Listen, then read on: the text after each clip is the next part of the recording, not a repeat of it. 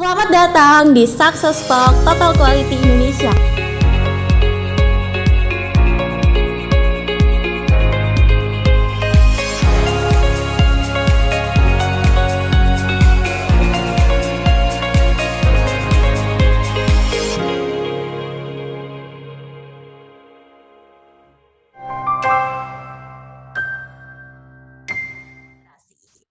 Oke, pagi Pak Tigor ya, pagi menuju siang ya Pak ya. Pagi. Kita kembali lagi ya Pak ya, kita akan lanjutkan ke segmen kita yang kedua. Kita akan sharing-sharing kembali tentang perkembangan bisnis setelah melakukan regenerasi seperti apa gitu ya. Oke. Yang pertama ya Pak Tigor ya, bagaimana Bapak bisa memahami dan dapat menerima pemikiran dari generasi selanjutnya dari Bapak ya, yang lebih inovatif, yang lebih kreatif, atau mungkin lebih kritis Pak Tigor?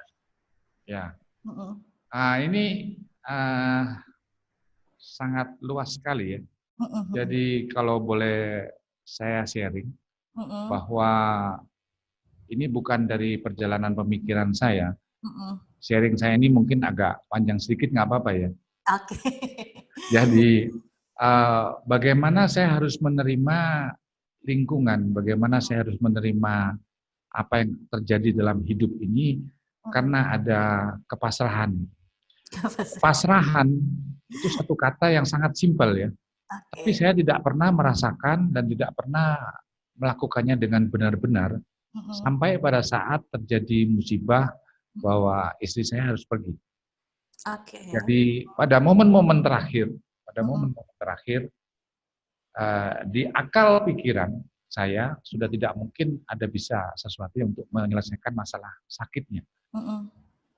Oleh sebab itu saya tidak bisa berbuat apa-apa selain benar-benar hanya menangis dan benar-benar berpasrah kepada Tuhan untuk memberikan tanda-tanda ataupun menyampaikan sesuatu kepada saya melalui kehidupan ini, apa yang saya harus lakukan. Betul. Karena saya tidak bisa menerima misalkan dalam keadaan yang sengsara, dengan kekuatan ekonomi saya pasang segalanya, saya merasa itu adalah satu penyiksaan. Tapi apakah saya harus membiarkan? Saya juga tidak bisa menekan tombol merah untuk memberhentikan kehidupan daripada istri saya sendiri. Jadi itu bergelut terus gitu ya. Sampai saya bisa timbul satu rasa pasrah dan mengerti benar-benar kata-kata pasrah itu. Saya ceritakan sedikit, nggak apa-apa ini ya. Oke. Jadi pada saat terakhir momen istri saya itu dia harus menjalani cuci darah dan dokter ginjal mengatakan, bagaimana Pak, ini mau dicuci lagi? Ya terserah dokter, kalau memang merasa harus dicuci, cuci aja. Itu semua terserah Pak Tigor. Saya kaget gitu. Kok terserah saya? Bapak bisa ke kantor. Dia menjelaskan kepada saya, Pak, maksud saya begini, kalau apa yang akan disampaikan ke ibu dan ibu sudah selesai mengatakan semuanya, kalau tidak dicuci darah, ibu akan pergi. Kalau masih belum selesai penyelesaiannya, Bapak cuci darah lagi untuk mempertahankan ibu. Terus seperti itu ya Pak ya? Sampai seperti itu dan saya cuma bisa, dokter saya nggak bisa memberi jawaban, saya ke teras berdoa sama anak-anak dan menangis. Saya hanya minta kepada Tuhan, Tuhan, saya tahu Engkau adalah pencipta semuanya, dan jangan berikan tombol hijau dan tombol merah di depan saya untuk menentukan hidup daripada ciptaanmu. Tapi berbicaralah, berilah tanda-tanda kepada saya. Apa yang saya harus lakukan untuk semuanya.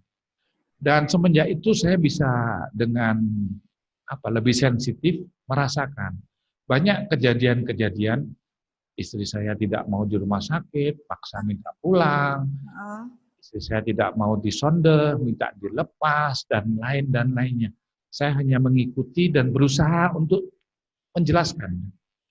Akhirnya beliau pergi dan sebelum pergi pun banyak hal-hal yang di hati nurani ini merasa ada pemberitahuan gitu ya. Jadi saya harus bagaimana untuk memandikan dan lain. Panjang sekali. Tapi inti kata, bahasa pasrah ini saya berharap apa yang saya sharingkan tidak dialami oleh uh, para yang nonton ataupun dari DQ dan lain-lain, teman-teman kan gitu ya. Tapi pentingnya kita sadar bahwa kita ini hanya ciptaan dan kita tidak bisa berbuat untuk menguasai segalanya. Oleh sebab itu tetap berpasrah, lebih sensitif dan merasakan bagaimana tanda-tanda itu diberikan oleh Tuhan. Oke. Sehingga pada saat disambung setelah kepergian ibu, Pak Aldo yang sebetulnya dunianya dia itu waktu itu masih umur 21 dan masih seperti anak muda ya biasa ya kan gitu ya. Masih fokus kuliah. Ya, dan kerja juga males-males kan gitu ya. Nah, tapi justru melalui Aldo Tuhan berbicara.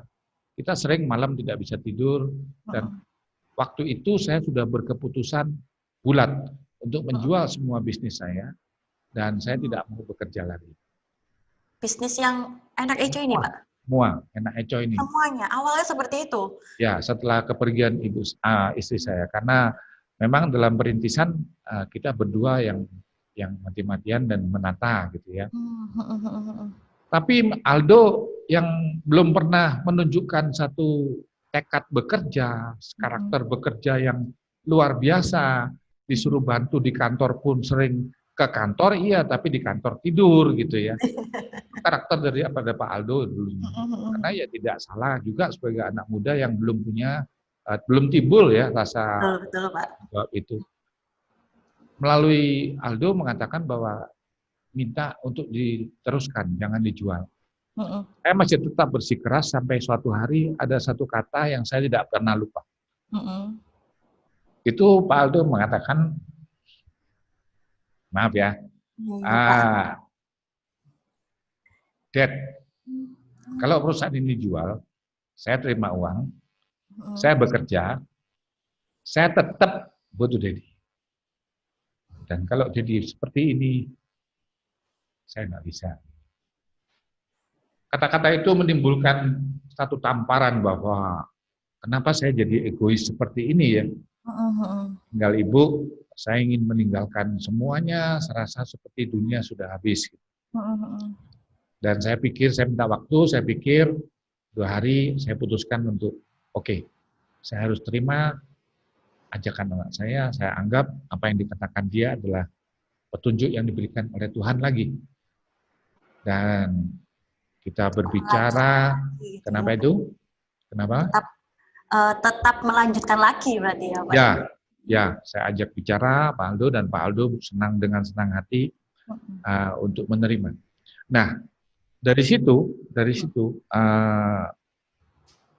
otomatis Pak Aldo sebagai yang muda itu juga mempunyai inovasi yang tinggi, juga mempunyai keinginan yang tinggi untuk lebih membangun perusahaan ini dan intinya dia ingin meringankan beban saya.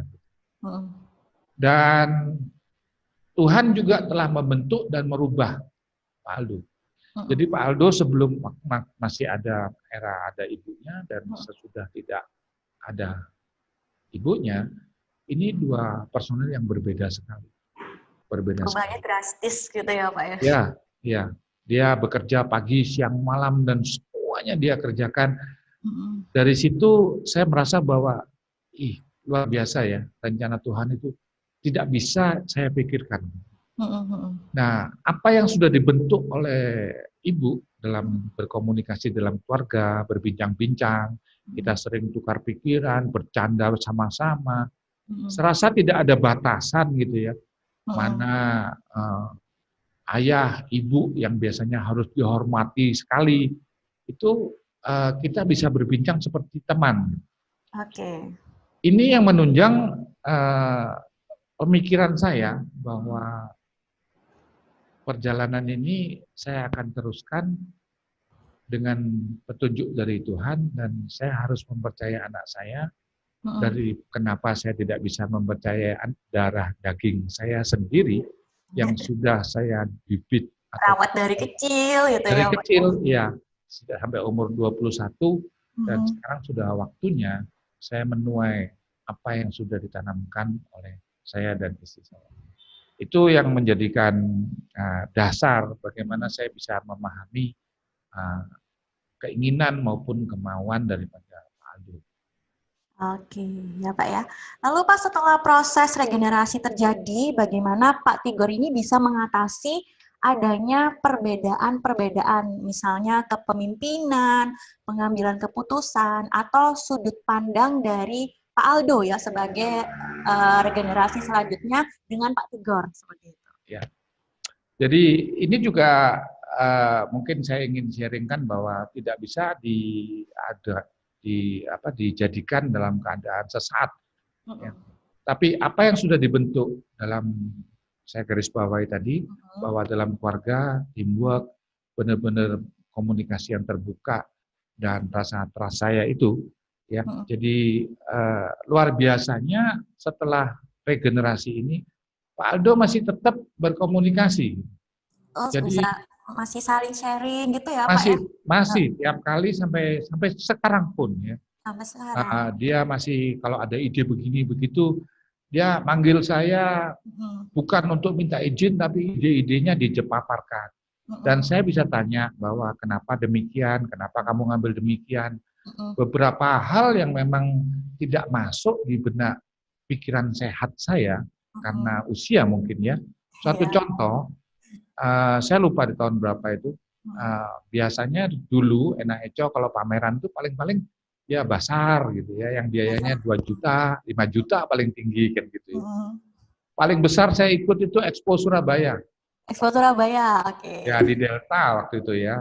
Oke.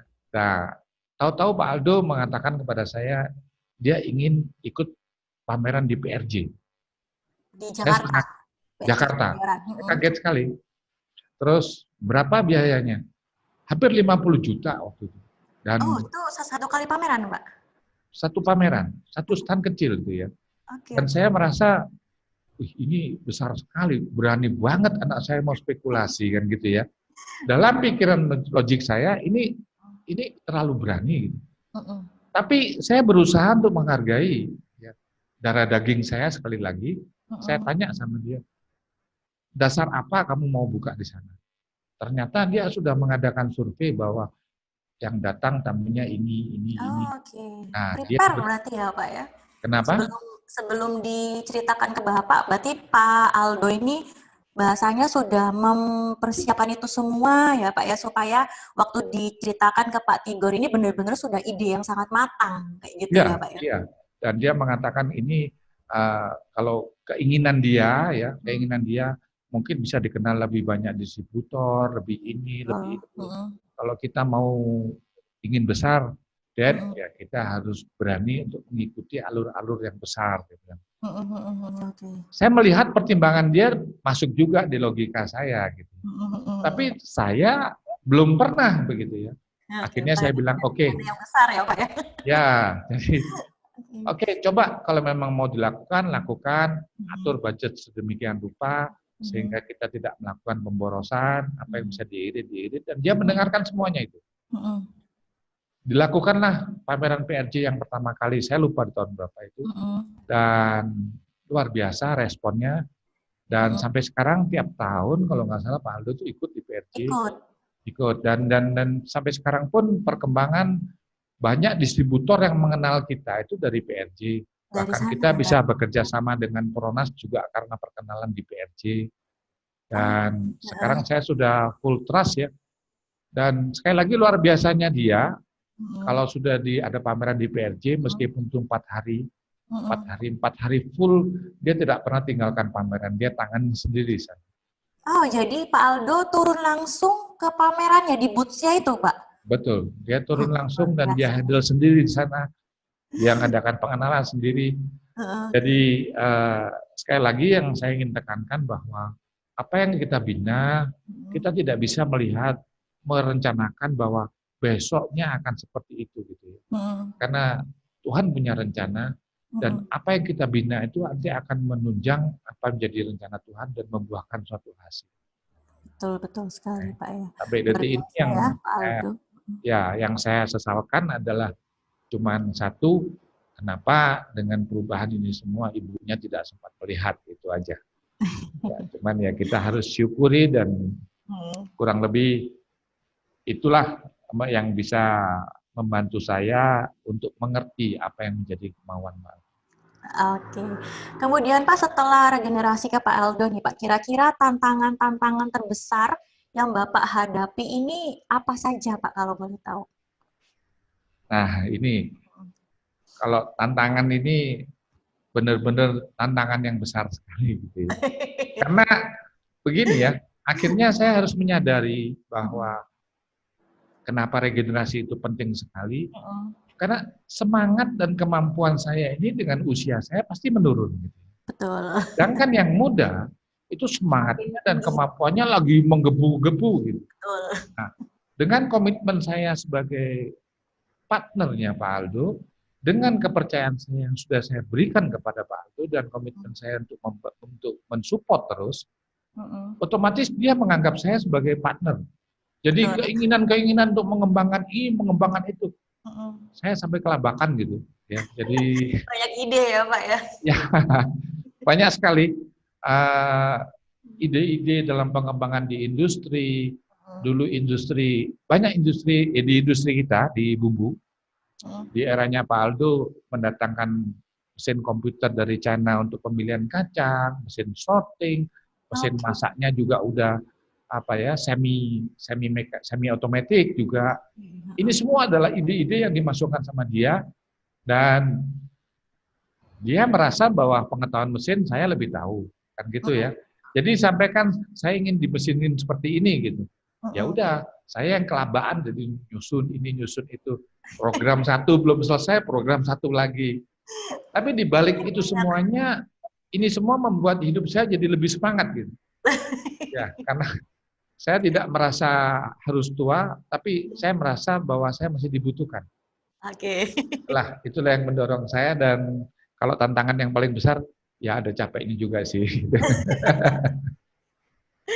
Tapi bagus Pak ya, Pak Aldo ini menginspirasi mungkin ya untuk mungkin calon-calon regenerasi selanjutnya dari perusahaan lain ya Pak ya. Dari muda Pak Aldo sudah terjun, bahkan sampai sekarang pun apapun itu tetap sharing dengan Pak Tigor, seperti itu ya, tanpa adanya mungkin perselisihan atau apapun, seperti itu ya Pak ya. Mungkin Betul. Nanti kalau ada waktu kita bisa wawancara Pak Aldo ya. Boleh. Oke.